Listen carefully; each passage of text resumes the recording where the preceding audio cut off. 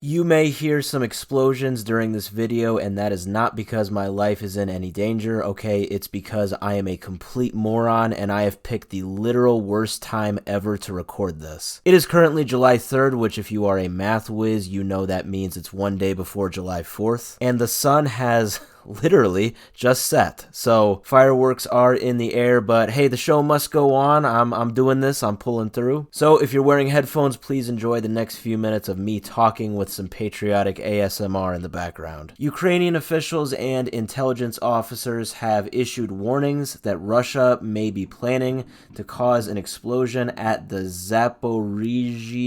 Yeah, I really struggled with pronouncing that. I actually looked up how to pronounce it. Zaporizhia. I think I got it. The Zaporizhia nuclear power plant, which is the largest nuclear power plant in Europe. And this could lead to a radioactive environmental disaster. It would actually be catastrophic. Ukrainian authorities fear that the Kremlin intends to orchestrate an explosion at the power plant located in the Russian-occupied city of, gotta look this one up too, Enerhodar. Yeah, you're learning with me, okay?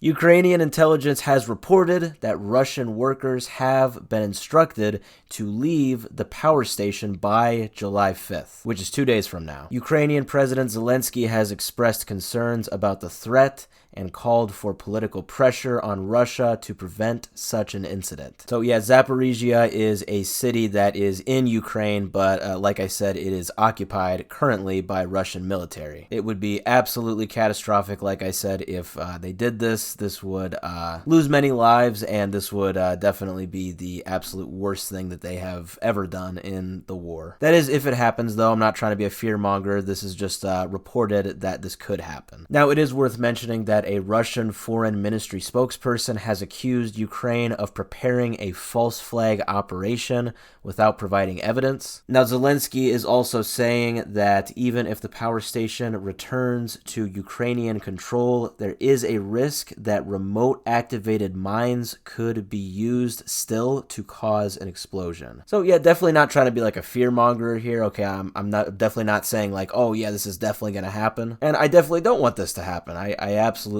think that this would be catastrophic. But as of right now, Ukrainian officials are accusing Russia of at least planning something like this to happen. Let's hope it's all just smoke and mirrors. Now this next story is awesome, but it's also very sad.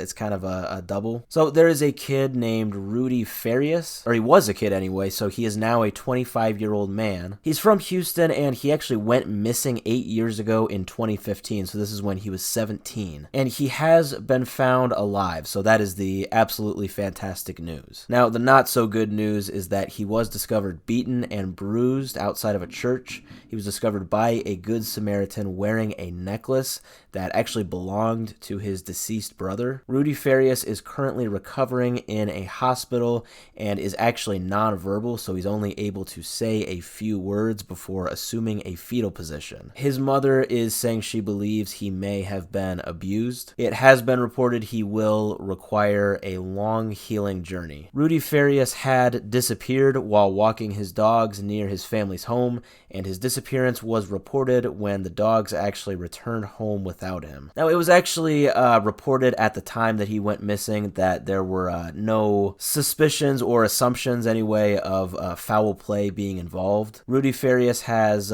previously been diagnosed with depression, PTSD, and anxiety, and it was noted that he had not been taking his medication at the time. But now, 8 years later, like I said, he was discovered beaten and bruised, and his mother is expecting that there was foul play involved. And to make it really interesting, he's nonverbal, so he cannot speak right now due to the injuries he has received, so obviously he can't talk about what has happened for the past 8 years. Very interesting story that I definitely want to stay up to date with. I love like unsolved mysteries type stuff. And I mean, at the same time, this is an absolutely terrible story, so I mean, I don't want to make it sound like I like something like this. But nonetheless, like I said, it's also a happy story because, hey, he was discovered and he is alive, so that's fantastic. I definitely wish him a speedy recovery, and hopefully we find out what happened. All right, last story is a little bit more upbeat and lighthearted. The first two stories were kind of serious, so we got to get some fun stuff here, or at least kind of fun. So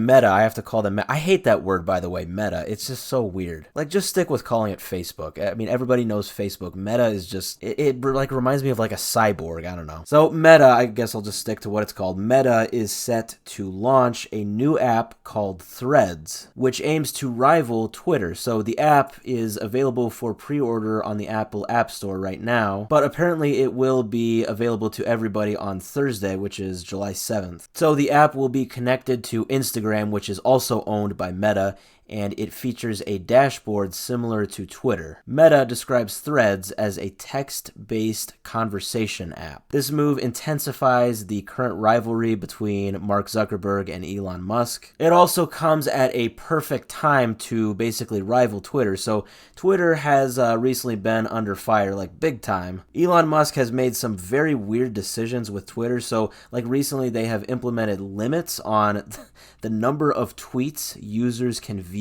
each day. They've said that they need to do some data scraping, and so apparently verified accounts are limited to viewing 6,000 posts per day, while unverified accounts have a limit of 600 posts per day. Like, completely bizarre, so weird. So, like I said, this comes at a perfect time. No doubt about it, they are fully aware of that. That is kind of how they are marketing this. So Threads apparently will be a free service without restrictions on post visibility. And also, Meta's vast resources and integration with Instagram, which obviously already has a very big following, gives Threads the potential to pose a significant threat to Twitter's dominance. And you know what? The way that I see it, may the best app win. Maybe the first trending hashtag on Threads will be RIP Twitter.